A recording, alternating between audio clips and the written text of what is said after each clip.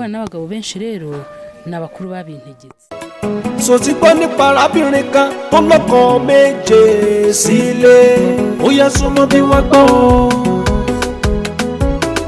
Arábìnrin tí ẹ̀ ń wò yìí o, ọkọ méje ló ní. Ó dẹ̀ tún lóhùn tún máa ní sí. Tọ́bọ̀ ti pa òun láṣẹ. Made Alma Umari ló ń jẹ́. Traditional herbalist ló ń ṣe.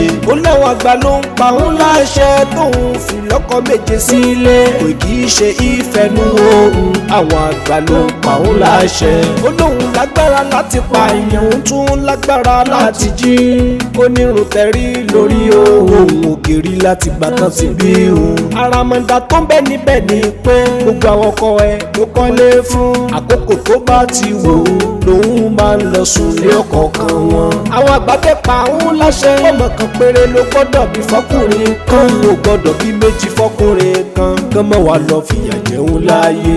Ó níwọ̀n bí ọkọ̀ kankan dá kó wọ́n lọ ṣàgbèrè lẹ́yìn òun. Nítorí pé kó tó dánwò láwọn àgbà wá ti sọ fóun. Wọ́n dẹ̀ tún bí ọkùnrin kankan dá kóun tó ti ẹ̀ kó sọ pé rárá. Gẹ́gẹ́ bí ìwádìí tá ṣe nígbà tá béèrè lọ́wọ́ àwọn kan. Wọ́n ní ìyàwó àwọn tọ́jú àwọn kó dẹ̀ máa ń pọ́n wọn lé gẹ́gẹ́ bí ọkọ ẹ̀. Kò jẹ́ ìyá tọ́jú ọkọ ẹ̀ tó bá lè kó sọ́wọ́ tí ẹ ti bá ẹ. Kò sí tuntun mọ́ lábẹ́ ọ̀run. Follow page mi ká lè gbádùn ara wa. Bá mi tẹ̀ like kó bá mi ṣíyà ẹ̀ o káwọn èèyàn kan lè fẹ̀yìn kọ́gbọ́n.